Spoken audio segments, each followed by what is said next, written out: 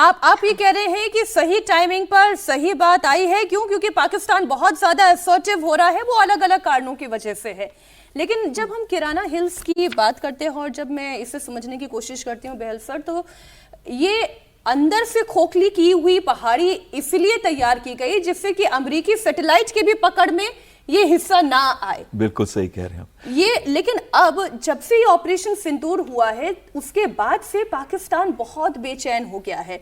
अब किराना हिल्स पर जब ये सीटीएस का बयान, पूर्व सीटीएस का बयान आता है, तो क्या पाकिस्तान की चिंता और ज्यादा बढ़ती है कि जब इरादा नहीं था तब ये हो गया, इरादा होगा तो फिर न जाने क्या होगा। बिल्कुल सही कह रहे हैं, इरादा नहीं था तब ये हो गया। और कैसे हुआ? वो जो हेरोप ड्रोन गिरा, वो तो उसका वॉरहेड सिर्फ 23 केजी का है। सोचिए, उसने सिर्फ पॉकमार्क किया था वहां पे और धुआं उठा था। अगर हमने अपनी बैलिस्टिक मिसाइल या फिर हमने इस्तेमाल किया होता ब्रह्मोस को, तो सोचिए कितने डीप अंदर जाके वो एक्सप्लोड करता। आज भारत के पास वो कैपेबिलिटी है कि वो अग्नि 5 का एक वर्जन है जो वर्जन डीप पेनिट्रेशन करता है, 200 मीटर तक जा सकता है। और ये पूरी किराना हिल्स जो है वो टोटली 600 से 1500 फुट तक की है, 1050 फुट तक की है। इसका मतलब है कि अगर हम कोई भी अपना लेटेस्ट वेपन सिस्टम को इस्तेमाल करते हैं तो उसके अंदर तबाही मचा सकते हैं। लेकिन हमने रेड लाइन क्रॉस नहीं की। और यही मैसेज और ये जो नैरेटिव पाकिस्तान बनाने की कोशिश कर रहा था, गलत नैरेटिव, उस नैरेटिव को ठीक कर रहे थे एक्स सीडीएस अनिल चौहान साहब। उन्होंने यही क्लियरली बताया है कि हमारे पास क्षमता है, ऑप सिंदूर जारी है, लेकिन हम अगर आप हमारे साथ बढ़ेंगे ठीक है, अगर आप हमारे के अगेंस्ट कोई भी ऐसी हरकत करते हैं तो हम उसका जवाब बहुत अच्छी तरह से दे सकते हैं। ये जब हम किराना हिल्स को भी मेजर जनरल सोई पढ़ रही हूं मैं उसके बारे में कि 1980 से पाकिस्तान की सेना ने इसे डेवलप करना शुरू किया और डीप पेनिट्रेशन करना शुरू किया। 150 फीट गहरे तक इन्होंने ड्रिलिंग करनी शुरू की।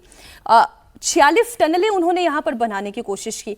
इसका मतलब यह है कि देखने में तो ऊपर से ये पहाड़ी लगती है, लेकिन अंदर ही अंदर इन्होंने एक बहुत बड़ा इंफ्रास्ट्रक्चर डेवलप कर दिया। ऊपर से वो कोई बदलाव नहीं चाह रहे थे, लेकिन अंदर से उन्होंने मिसाइल की, न्यूक्लियर वेपन की पूरी एक दुनिया बसा ली। हमारे पास जो रिपोर्ट्स आती हैं सर, आप उस पर ज्यादा जानकारी दे पाएंगे, पाकिस्तान के पास कौन कौन से ऐसे हथियार हैं जिनका सेफ हाउस ये किराना हिल्स है? नहीं, बिल्कुल देखिए, ऐसा है कि जैसा कि सुरक्षा के एक तरीका यह है कि इस प्रकार से हमने देखा अफगानिस्तान में, आज हम देखते हैं हमास, आज हम देखते हैं ईरान, जहां पर कि पहाड़ियों के अंदर गहरी टनल बनाकर किस प्रकार से मिसाइल और हथियारों को सुरक्षित रखा गया है।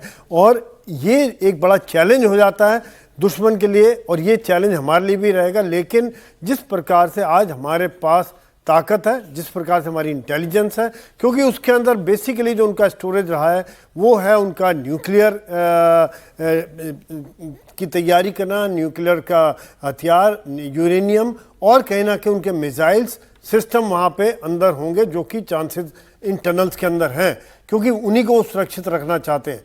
लेकिन जो भारत के पास, दो बातें मैं यहाँ पे कहना चाहूँगा कि जैसा कि कॉमोडोर ने बताया था कि भारत ने ये बता दिया है कि चाहे आप सबसे सुरक्षित जगह पर भी हम हमला करने में सक्षम हैं। दूसरी बात, एक नैरेटिव जो पाकिस्तान बना रहा था, एक भारत ने आज इस बयान से जाहिर होता है कि आज भारत एक जिम्मेदार देश है। शुरू से हम एक डेमोक्रेसी है, जिम्मेदार है, हम किसी के ऊपर फालतू हमला नहीं करते। जब पहलगाम हुआ तब हमने बता दिया कि ऑपरेशन सिंदूर के द्वारा किस प्रकार से हम उनको घुटनों पे ले आए कुछ ही घंटों में। और ये घुटनों पे ले आए जब जिस प्रकार से सरगोदा के ऊपर हमारे लॉइटरिंग अम्यूनिशन घूम रहा था, क्या कर पा रहा था पाकिस्तान, क्योंकि उसके पहले हम उनके रडार, एयर डिफेंस सिस्टम तकरीबन न्यूट्रलाइज या जैम हो चुके थे, खत्म हो चुके थे, कुछ नहीं कर पा रहे थे।